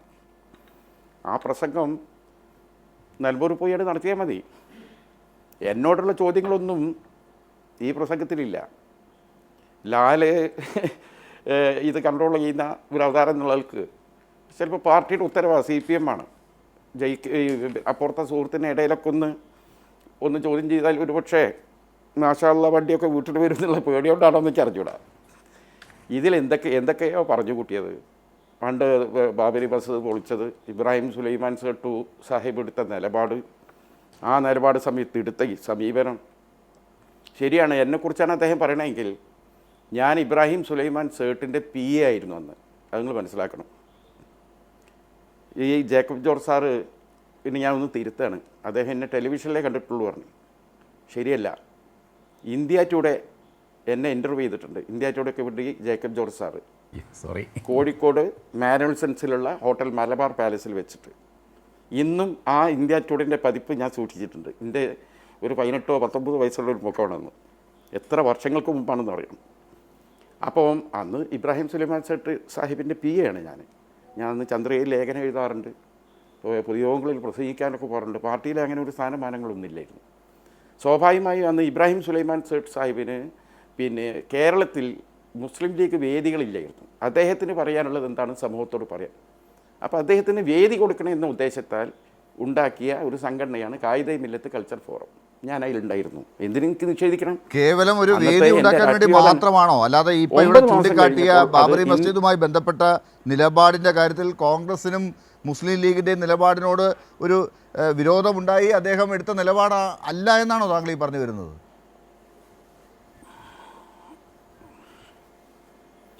അത് നിങ്ങൾക്ക് മനസ്സിലാക്കുന്നിടത്തുള്ള കുഴപ്പമാണ്. എന്താ പറയുക, ഇബ്രാഹിം സുലൈമാൻ സേട്ട് പാർലമെൻറ്റിൽ അന്നത്തെ അവിശ്വാസ പ്രമേയവുമായി ബന്ധപ്പെട്ട് എടുത്തൊരു സ്റ്റാൻഡുണ്ട്. ആ സ്റ്റാൻഡ് എന്ത് കാരണത്താലാണ് താൻ നരസിംഹറാവു സർക്കാരിനെ എതിരെ നിൽക്കുന്നത്, അതിന് അദ്ദേഹത്തിന് പറയാനുള്ളത് എന്താണ്, അത് പറയാൻ വേദിയില്ലാത്ത ഒരവസ്ഥ വന്നപ്പോൾ അന്ന് ഞങ്ങളൊക്കെ മുൻകൈ എടുത്തുണ്ടാക്കിയ ഒരു സംഘടനയാണ് വേദിയില്ലാതെ പോയി സാർ. ആ സംഘടനയുടെ പേരിൽ കേരളത്തിലെ 14 ജില്ലകളിലും ഞങ്ങൾ ലാൽ ഒന്ന് ക്ഷമിക്കൂ, നിങ്ങൾ ഇങ്ങനെ നിരന്തരം ചോദ്യം ചോദിക്കല്ലേ. ഞാൻ ഇതൊന്നും ചരിത്രം ഇനി പോയി തിരുത്താൻ കഴിയാത്തതാണ്. അത് ഞങ്ങൾ മനസ്സിലാക്കിയത്. അന്ന് വേദി ഉണ്ടാക്കുക. സുലൈമാൻ സേട്ട് സാഹിബിന് അദ്ദേഹത്തിന് പറയാനുള്ള ഒരു രാഷ്ട്രീയമുണ്ട്. അത് ഒരു പക്ഷേ നരസിംഹറാവുവിനെതിരെയുള്ള രാഷ്ട്രീയമായിരിക്കും, കോൺഗ്രസിനെതിരെയുള്ള രാഷ്ട്രീയം ഉറപ്പല്ലേ. അന്ന് അത്തരം വേദിയിൽ ഞാൻ ഉണ്ടായിരുന്നു. 9 മാസക്കാലം നമ്മളതിൽ പ്രവർത്തിച്ചത് കഴിഞ്ഞ് ഇന്ത്യൻ നാഷണൽ ലീഗ് എന്ന ഒരു പുതിയ പ്രസ്ഥാനത്തിൻ്റെ പിറവിലേക്ക് പോയപ്പോൾ ഞാൻ പാർട്ടിയിലേക്ക് മടങ്ങിപ്പോന്നു. ഇതൊരു ചരിത്രം ഇനി എനിക്ക് പോയി തിരുത്താൻ കഴിയപ്പത്. അപ്പോൾ ആ പഴയ കാലങ്ങൾ ഇവിടെ പറഞ്ഞിട്ടൊന്നും കാര്യമില്ല. പിന്നെ അതോടൊപ്പം തന്നെ വേറെ കുറച്ച് കാര്യങ്ങളൊക്കെ അദ്ദേഹം ഇവിടെ ഇങ്ങനെ പ്രസംഗിക്കും. അതിനൊന്നും ഞാൻ മറുപടി പറയേണ്ടതുണ്ടെന്ന് എനിക്ക് തോന്നുന്നില്ല. ഷാഫി ചാലിയം പറയേണ്ട മറുപടികൾ ഇതാണ്. ഞാൻ നേരത്തെ ചോദിച്ച കോൺഗ്രസിന്റെ നിലപാടുകൾ ഇപ്പോൾ ആര്യാടൻ ഷൗക്കത്ത് മത്സരിക്കുന്ന ഘട്ടത്തിൽ നിലമ്പൂരിൽ ഒരു ബാധ്യതയായി മുസ്ലിം ലീഗിന് മാറുന്നുണ്ടോ എന്നുള്ളതാണ്. അതിൽ പഴയ ചില കാര്യത്തിലേക്ക് ജയിക്ക് നിങ്ങളെ കൊണ്ടുപോയി. അവിടെ തൊട്ടിങ്ങനെ കോൺഗ്രസുമായിട്ടുള്ള പ്രശ്നങ്ങളുണ്ടെന്നാണ് നിലപാടിൻ്റെ കാര്യത്തിൽ അദ്ദേഹം ചൂണ്ടിക്കാട്ടിയത്. അത് താങ്കൾക്ക് വേണമെങ്കിൽ അത് ഒഴിവാക്കി ഇപ്പോഴത്തെ കാര്യത്തിലേക്ക് വരാം. താങ്കൾക്ക് മറുപടി ഇല്ലയെന്ന് അദ്ദേഹം കരുതിക്കോട്ടെ. രണ്ടാമത് മലപ്പുറം സംവാദത്തിൻ്റെ കാര്യത്തിൽ എന്താണ് സംഭവിച്ചുകൊണ്ടിരിക്കുന്നതെന്ന് അറിയാം. അവിടെയും മുസ്ലിം ലീഗിന് വലിയ പ്രശ്നങ്ങളുണ്ടാകുന്ന ഒരു സാഹചര്യമാണ്. കോൺഗ്രസ് എടുത്ത മലപ്പുറം ജില്ലയുടെ ഉൽപ്പത്തി കാലഘട്ടത്തിൽ എടുത്ത നിലപാട് വിമർശിക്കപ്പെടുകയാണ്. അതാണ് മറുപടി പറയേണ്ടത് മുസ്ലിം ലീഗ് ഇപ്പോൾ.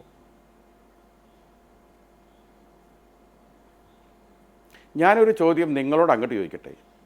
CPMൻ്റെ പ്രതിനിധി സംസാരിക്കുമ്പോൾ അദ്ദേഹത്തിന് എത്ര ഫ്ലോയിൽ എന്ത് മനോഹരമായ ഒരു മൈക്കിൽ പ്രഭാഷണം നടത്താനുള്ള അവസരം കൊടുത്തു. എന്നാൽ എൻ്റെ അടുത്ത് ഞാനൊരു കാര്യം പറഞ്ഞിട്ട് തുറക്കുമ്പോഴത്തേന് ഇടപെടാം.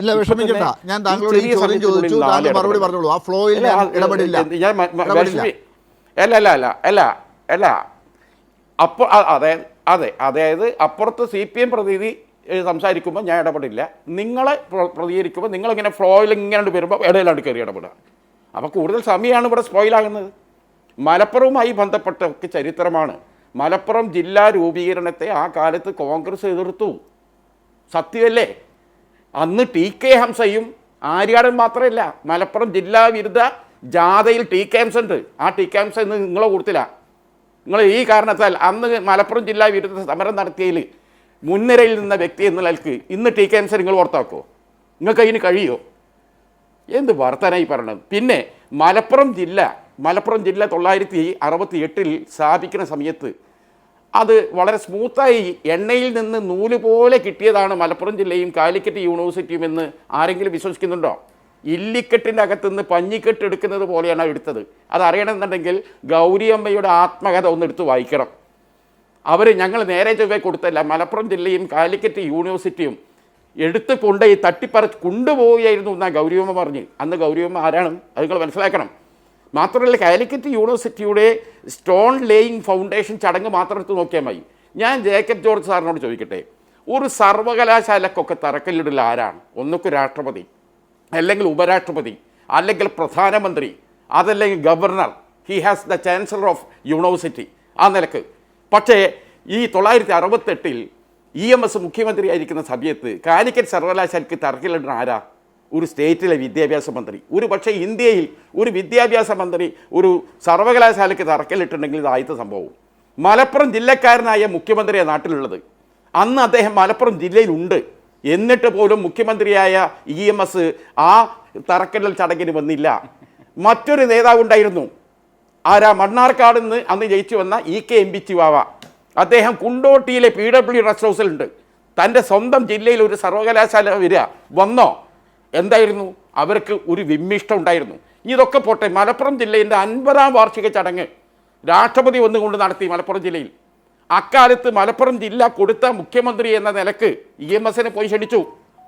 EMS ആ പരിപാടിക്ക് ഞാൻ വരില്ല എന്ന് പറഞ്ഞു. വന്നാൽ മലപ്പുറം ജില്ല നൽകിയത് തെറ്റായി പോയി എന്ന ഒരുപാട് പരിവേദനങ്ങളാണ് അദ്ദേഹം പിന്നീട് പലയിടത്തും നടത്തിയത്. അപ്പം മലപ്പുറം ജില്ലാ രൂപീകരണത്തെ കോൺഗ്രസ് എതിർത്തിരുന്നു. എന്നാൽ കോൺഗ്രസിൻ്റെ എതിർപ്പ് എന്നത് ചരിത്രമാണ്. അന്നത്തെ കോൺഗ്രസ്സുകാരൊക്കെ എതിർത്തിട്ട് ആ കോൺഗ്രസ്സുകാരിൽ കുറേ എണ്ണം നിങ്ങൾ കൂടുതലെത്തിയാണ്. ശരി, ആ ഐറ്റങ്ങളൊക്കെ കാര്യത്തിൽ രാഷ്ട്രീയ ഭാവി എന്ത് ചെയ്യുന്നു നിങ്ങൾ പറയണം. അതോടൊപ്പം മലപ്പുറം ജില്ല വാങ്ങുന്നതിൽ മുസ്ലിം ലീഗ് എന്ത് ചെയ്തിട്ടുണ്ട്? മുസ്ലിം ലീഗ് അതിൻ്റെ രാഷ്ട്രീയ പവർ വളരെ കൃത്യമായി ഉപയോഗിക്കും. അതിന് വലിയ വില കൊടുക്കേണ്ടി വന്നിട്ടുണ്ട് ഞങ്ങൾക്ക്. അത് ശരിയാണ്. അപ്പോൾ ഇപ്പൊ ഇതിന്റെ കാര്യങ്ങൾ മനസ്സിലായല്ലോ. അപ്പൊ ചരിത്രം പറയാൻ പോയാൽ ചോദിക്കട്ടെ ഞാൻ അക്കാര്യത്തിൽ, അതായത് ജയിക്ക് ഇപ്പോൾ മലപ്പുറം ജില്ലയെ സംബന്ധിച്ച് മലപ്പുറം ജില്ലയെ എതിർത്ത കോൺഗ്രസിനേക്കാൾ ദേഷ്യം അവിടെ തറക്കല്ലിടാൻ മുഖ്യമന്ത്രി വന്നില്ല എന്നുള്ള കാര്യത്തിലാണ്. ആ ജില്ല കൊടുത്ത മുഖ്യമന്ത്രി അവിടെ വന്നില്ല എന്നുള്ള കാര്യത്തിലാണ്. അതവിടെ നിൽക്കട്ടെ. ഇപ്പോൾ ഈ മറുപടിയിൽ എന്താണ് തിരിച്ചുള്ള മറുപടി? അല്ല, അങ്ങനെ ആഖ്യാനിക്കരുത് ഡോക്ടർ ലാൽ. രണ്ട് വാചകം കൊണ്ട് ഞാൻ എൻ്റെ ഭാഗം അവസാനിപ്പിച്ചുകൊള്ളാം. അത് ശരിയല്ല. നിങ്ങൾ അത്ര ചാമ്പ്യനാകാൻ മാത്രമൊന്നും ഇല്ല എന്നേ ഞാൻ പറഞ്ഞിട്ടുള്ളൂ. അല്ല തെറ്റായി വ്യാഖ്യാനിച്ചാൽ അതൊരു വിഷമാണ്. അപ്പം തന്നെ തിരുത്തി പോണം. ഇല്ല രണ്ട് വാദകങ്ങൾ കൊണ്ട് ഞാൻ എൻ്റെ ഭാഗം അവസാനിപ്പിച്ചുകൊള്ളാം. അദ്ദേഹം ചൂണ്ടിക്കാണിച്ചത് അന്ന് ശരിയാണ്, കോൺഗ്രസും BJPയും അല്ലെങ്കിൽ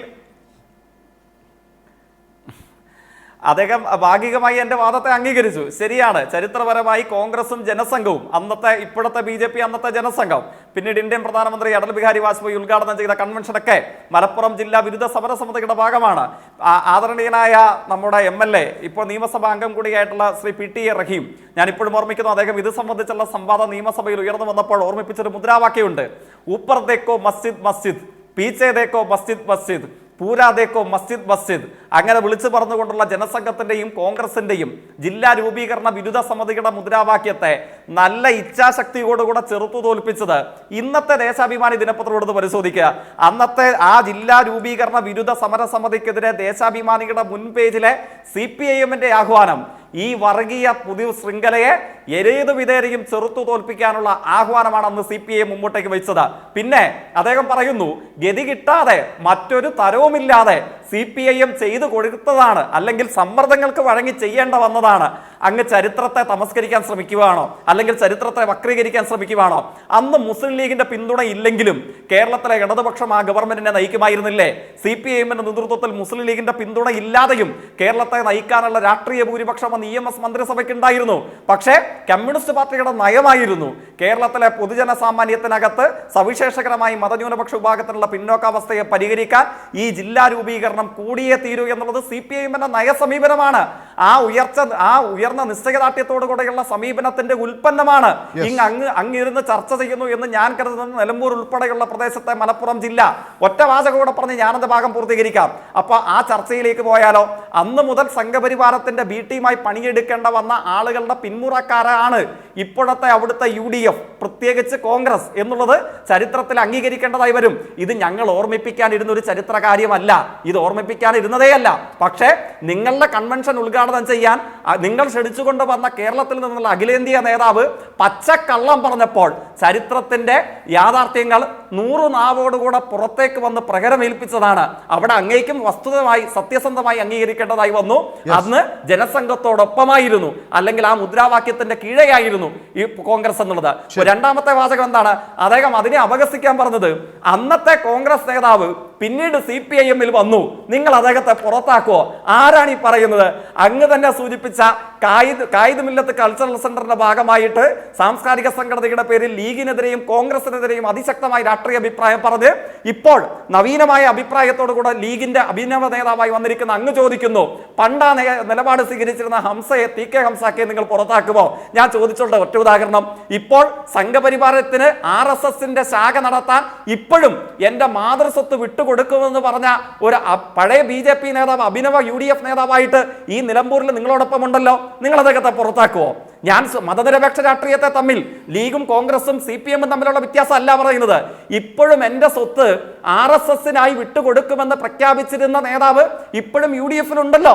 നിങ്ങളുടെ സമീപനം എന്താ?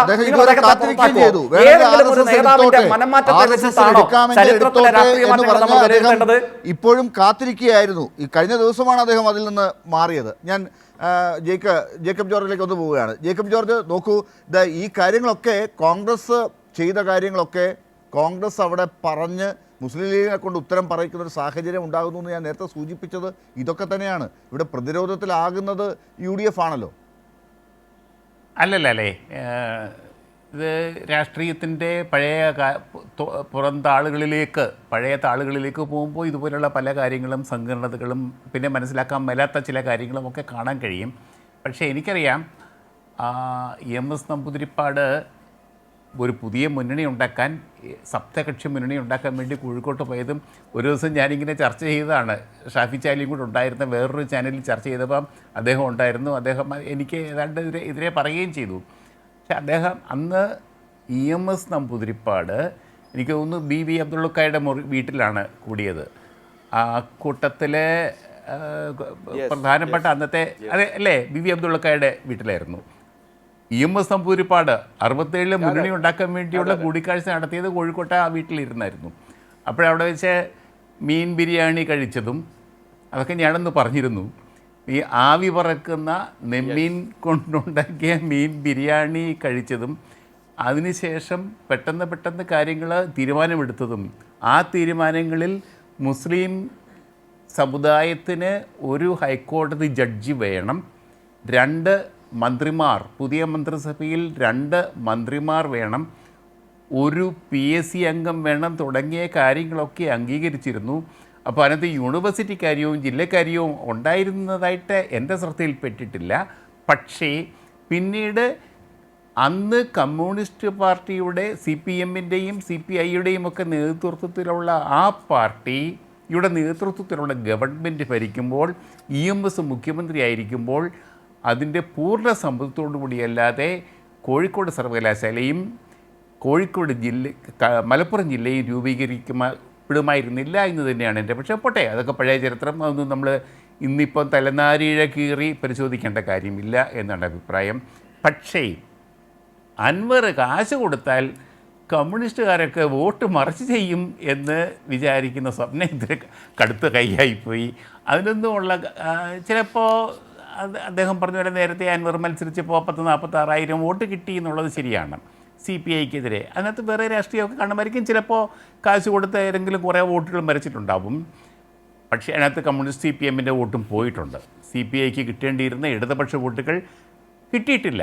CPI-ക്ക് അന്ന് കിട്ടിയിട്ടില്ല. 2000 ചില്ലുവാനും വോട്ടാണ് കിട്ടിയത്. സ്വാഭാവികമായിട്ട് അത് കൂടുതൽ വോട്ട് കേരളത്തിലെ എല്ലാ മണ്ഡലങ്ങളിലും ഇടതുപക്ഷത്തിനുണ്ട്, CPM-ന് പ്രത്യേകിച്ചുണ്ട്.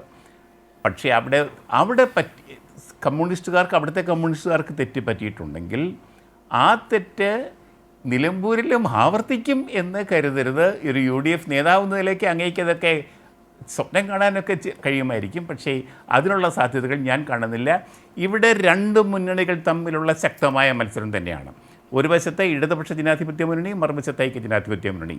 ഇതിനിടയിൽ അൻവറോ BJP-യോ എത്ര വോട്ട് കണ്ടുപിടിക്കും നമ്മൾ അതേക്കുറിച്ച് ഇപ്പോൾ ഒന്നും ചർച്ച ചെയ്യേണ്ട കാര്യമില്ല. പക്ഷേ നമുക്ക് കാത്തിരുന്ന് കാണാം.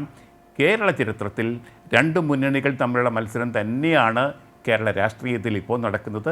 അതിൻ്റെ ഒരു പരിച്ഛേദം തന്നെയാണ് നിലമ്പൂരിൽ നടക്കുന്നത് എന്ന് പറയാൻ ഞാൻ ആഗ്രഹിക്കുന്നു. ശരി, ചർച്ചയുടെ അവസാന ഘട്ടമാണ്. ജയിക്ക്, നോക്കൂ, നിങ്ങൾ ഈ ചെയ്ത വികസന കാര്യങ്ങൾ ഉൾപ്പെടെയുണ്ട്. കഴിഞ്ഞ 9 വർഷത്തെ കാര്യങ്ങൾ ലിസ്റ്റ് പറയാനായി. അതിനോടൊപ്പം ഈ രാഷ്ട്രീയവും നിങ്ങൾ പറയുന്നുണ്ട്. റോഡുകൾ, പാലങ്ങൾ, കെട്ടിടങ്ങൾ, സ്കൂളുകളുടെ കാര്യത്തിലുള്ള മുന്നേറ്റം, ആദിവാസി ഊരുകളിൽ സമ്പൂർണ്ണ വൈദ്യുതീകരണം, ഇങ്ങനെ കുറേ ലിസ്റ്റുകൾ ഉണ്ട്. അവിടെ നിങ്ങൾ എല്ലായിടത്തും പറയുന്നുണ്ട്. കഴിഞ്ഞ 9 വർഷമായി നിങ്ങൾ നിലമ്പൂരിൽ എന്ത് ചെയ്തു എന്നുള്ളത് തന്നെ നിങ്ങൾക്ക് പറയാൻ ഒരുപാടുണ്ട്. അതൊക്കെ അവിടെ ചർച്ചയാക്കുമ്പോഴും അതിലേക്കൊക്കെ UDF പ്രതിരോധത്തിലാക്കി മുന്നോട്ട് പോകുന്നതിൻ്റെ ഒരു ആത്മവിശ്വാസം, അതാണോ നിങ്ങൾ സ്വരാജ് എന്ന സ്ഥാനാർത്ഥിക്കൊപ്പം, അതിൻ്റെ മേന്മയ്ക്കൊപ്പം നിങ്ങളിപ്പോൾ അവിടെ കാണുന്നത്?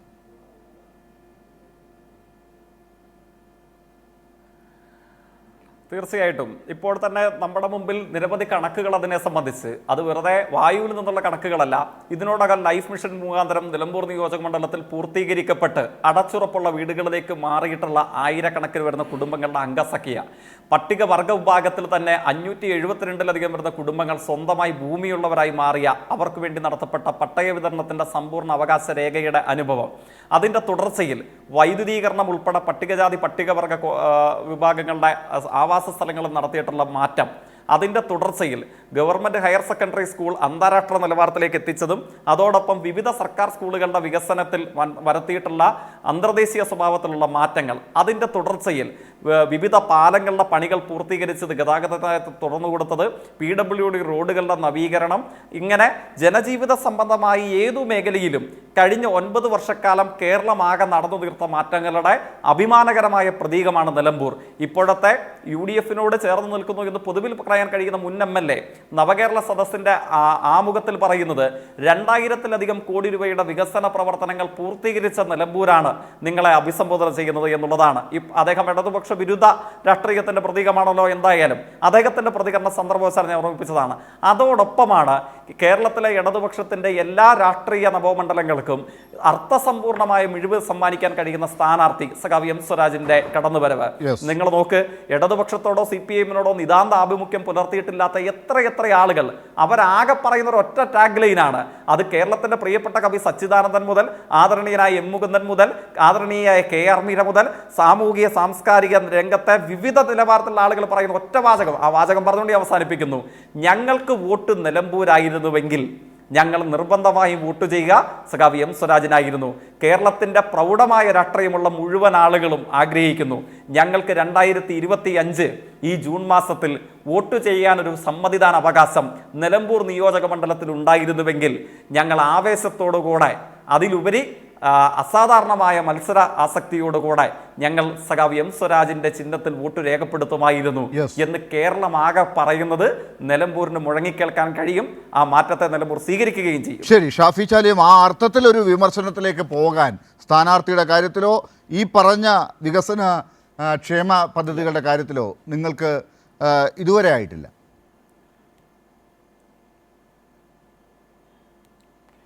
അതായത് CPM പ്രതിനിധി ഇപ്പോൾ അവസാനം പറഞ്ഞത് വളരെ സത്യമാണ്. കാരണം സ്വരാജിന് വോട്ട് ചെയ്യണമെന്ന് ആഗ്രഹിക്കുന്നവരൊക്കെ നിലമ്പൂർ മണ്ഡലത്തിൻ്റെ പുറത്താണുള്ളത്.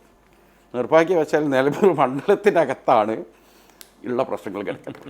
പിന്നെ ഇദ്ദേഹം കുറേ കണക്കുകളോട് പറഞ്ഞു. ഇതിനെ എല്ലാത്തിനും എല്ലാം ഒറ്റ കണക്ക് മതി. 1957 ഈ സ്റ്റേറ്റ് രൂപീകരിച്ചത് തൊട്ട് ഇതുവരെ പിണറായിയുടെ ഭരണം ആരംഭിക്കും വരെ എത്രയാണോ നമ്മുടെ പൊതുകടം, ഇത്രയും വർഷത്തെ കടം 9 കൊല്ലം കൊണ്ട് അതിൻ്റെ 3 ഇരട്ടിയായി മാറി. അത് മനസ്സിലാക്കണം. ഈ സ്റ്റേറ്റിനെ അത്ര വിറ്റ് കഴിഞ്ഞു. ഇവിടുത്തെ ഓരോ സിറ്റിസന്റെയും പേരിൽ ഇക്കാര്യത്തിൽ ഒരു കാര്യം കൂടി നേരത്തെ നമ്മൾ ചർച്ച ചെയ്യപ്പെടാതെ പോയതുകൊണ്ട് കേന്ദ്ര സർക്കാരിന്റെ സഹായവും BJP എടുക്കുന്ന വിരുദ്ധ നിലപാടുകളും ഒക്കെ നിങ്ങൾ കണ്ണടച്ചുകൊണ്ടിരിക്കുകയാണോ? ശരിയാണ്. അല്ല, അത് ഞാൻ പറഞ്ഞല്ലോ, കേന്ദ്ര സർക്കാർ എടുക്കുന്ന പല നിലപാടുകളും അതിവേഗത്തിൽ നടപ്പാക്കിയ ഒരു ഗവൺമെന്റ് കൂടിയാണ് കേരളം. അതൊന്നും മനസ്സിലാക്കണം. കടം മാത്രത്തെ നോക്കിയിട്ടാണോ? നിങ്ങൾ 10,000 രൂപ കടം, നിങ്ങൾ 1 ലക്ഷം രൂപയുള്ളപ്പോഴും 1000 രൂപ കടമാണെങ്കിൽ നിങ്ങളുടെ കടം മാറ്റിയിട്ടില്ല. അങ്ങനെയാണോ വിലയിരുത്താൻ കഴിയുക? പക്ഷേ 57 തൊട്ട് അതായത് 70 കൊല്ലത്തിലധികം കൊണ്ട് കേരളത്തിൽ എത്രയാണോ എടുത്തത്, 9 കൊല്ലം കൊണ്ട് അതിൻ്റെ എത്ര ഇരട്ടിയായി നോക്കണം. ഇതിൻ്റെയൊക്കെ ബാധ്യത എവിടേക്കാണ് എത്തുക? ഇനി BJP നിങ്ങൾ വിമർശിക്കുന്നു. BJP ഗവൺമെൻറ് ചുട്ടെടുക്കുന്ന നിയമം BJP ഭരിക്കുന്ന സംസ്ഥാനത്തിനേക്കാൾ മത്സരിച്ച് നടപ്പാക്കിയ ഒരു നാടും കൂടിയ കേരളം. സാമ്പത്തിക സംഭരണം ആര് നടപ്പാക്കി? മോഡി നടപ്പാക്കി. ആദ്യമായി അത് ഇന്ത്യയിൽ നടപ്പിൽ വരുത്തിയ സ്റ്റേറ്റ് ഏതാണ്? കേരളമാണ്.